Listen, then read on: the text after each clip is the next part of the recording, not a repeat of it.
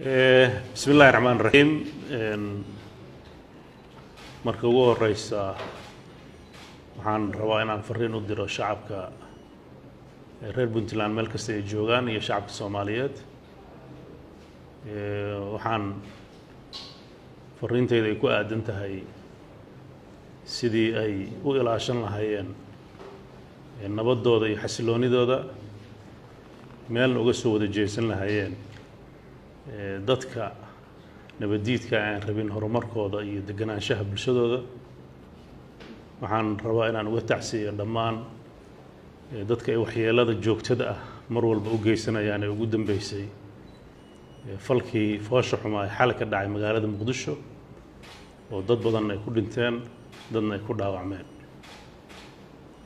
waxaan sidoo kale uga tacsiyeenayaa dadkii habeen hore ay ku soo warareen xabsiga magaalada Boosaaso ciidamadii geesiyaashaha ee ku shahiiday halkaas iyagoo difaacaya dawladnimada iyo kala dambeynta dalka waxaan runtii dhacdadaas oo ahayd dhacdo xanuun badan laakiin dhacdo dhici karta ah oo Puntland kaliya ka dhicin adduunka oo dhan ka dhacda mararka qaarkood in qorshe la maleego ku aadan in goob mucaayana hawlgal laga fuliyo khaasatan xabsiyadu waa ay ka dhacaan in mararka qaarkood qorshayaal noocaas ay ka fulaan runtii isku dayo badan oo hore ayaa jiray oo kulli la fashiliyay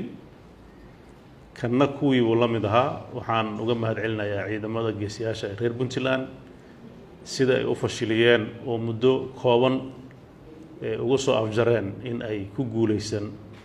in ay wixii ay rabaan ay ka sameeyaan intii ay doonaan dabcan khasaaro waa dhacay maxaabiista qayb ka mid ah oo ay ku guuleysteen in ay ka fakiyaan waxaase ilaahay mahadiisa inaan falkii dhacay lala sugin intuu waaga ka baryayo oo laga daba tegay in badanna laga soo qabtay qaar badanna ay halkaas ku dhinteen operationkii ku aadanaa sidii howlgalkaas uu sii socon lahaa oo uusan ku ekaan intii falka soo qaaday laakiin ilaa iyo meelaha ay ku dhuumaalaysanayaan aan rajeynayna in lagu soo afjari doono runtii waxa dhacay waxaan rabnaa inaan si official ah marka uu u dhamaado mas'uuliyiinta laamaha amniga ay faahfaahin dheeraad uga bixiyaan warkaygan hadda waxa weeye waa hordhac ku saabsan in xaaladdu ay meel fiican marayso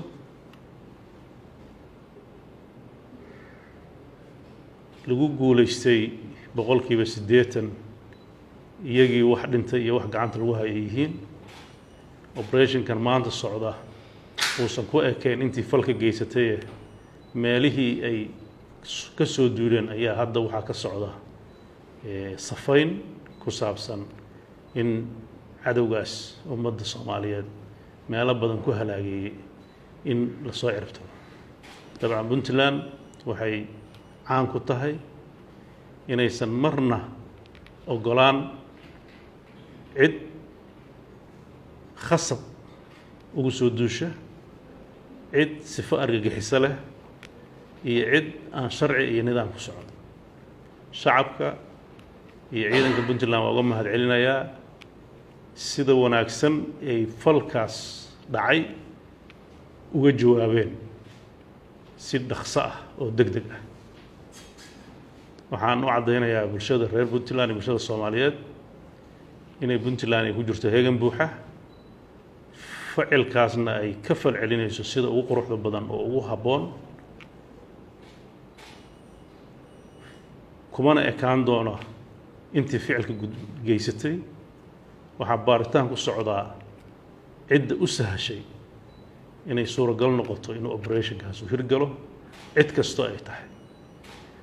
waxaan rajaynayaa ciddii ay ku caddaato inay qayb ka qaadatay iyadana inay ciqaabta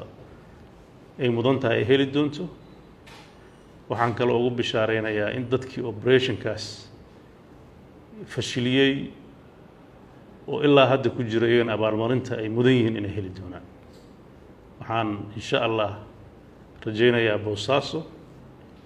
oo magaalo nabdeed ah oo magaalo Soomaali badan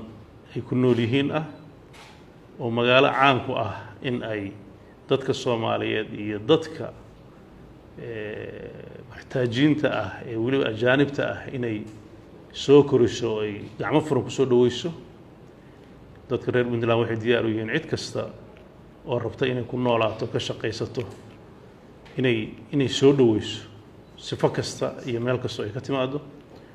waxay ballan qaadaysaa inaysan u dul qaadan doonin cid kasta oo la soo doonata in ay nidaam darro iyo fowdo iyo dana kale inay ka fuliso waxaan ku kalsoonahay ciidamada Puntland qaybahooda kala duwan sida hagar la'aanta ay u shaqeynayaan waxaan rajaynaynaa maalmaha soo socda in arrimahaasi ay soo gabagaboobi doonaan operationka hadda bilowday wuxuu noqon doonaa kii ugu dambeeyay Ilaahay idankiis oo Boosaaso iyo nawaaxigeeda looga maqlo ururo nabadiid ah oo ka jira waxaan bulshada u dirayaa fariin ku aadan inay ciidamada si dhow ula shaqeeyaan waan uga mahadcelinaynaa intii hore ula shaqeynaysay iyo sida ula shaqeeyeen waxaan rajaynaynaa shaqada hadda socota inay gacan buuxda ku siiyaan loo kala harin sida caadada u ahayd shacabka reer Puntland waxaan si gaar ah u ammaanayaa dadka ku nool tuulooyinka iyo deegaanada Calmiskaad iyo Calmadow ku nool oo runtii u ah nimankaas marinaha ay maraan oo mararka qaybtood si geesilimo ah uga hortaga falalka ay rabaan una diida in ay dhagarta ay bulshadooda la rabaan ay ku guuleystaan waxaan uga mahadcelinayaa shacabkaas inta aysan soo gaarinba ciidamadu in iyagu yihiin kuwa mar walba hortaagan oo u diida in ay helaan fursadda ugu habboon mararka qaarkood laga waayi maayo bulshada kuwa jilicsan oo u sahla waxa ay rabaan iyaga oo dana kooban ama cabsi u geyso waxaan u sheegayaa bulshada reer Puntland wixii waxaas ku sifooban inay ka waantoobaan waxa ay fududeynayaan waa masiirka ummadooda iyo dhallaankooda iyo mustaqbalkooda waxay maanta harsanayaan wax iska yimid ma waa wax dhiig badan ku soo daatay waa wax awooyaashood iyo aabayaashood ay waqti badan ku soo bixiyeen inay helaan nolol fiican oo degan waxaan rajaynayaa iyaguna inay noqdaan kuwii u diyaariya jiilka soo socda siday u heli lahaayeen middaa la mid ah runtii waa ay ku ammaanan yihiin bulshada Soomaaliyeed meelay joogtaba gaar ahaan Puntland in ay mar walba iska diido dad ajandayaal guracan leh waxaan rajaynayaa arrimaha ku saabsan amniga iyo la dagaalanka argagixisadu ma aha arrimo ku dahaarmi kara ama ku milmi kara aragtiyaha siyaasadeed ee bulshada Soomaaliyeed marxaladan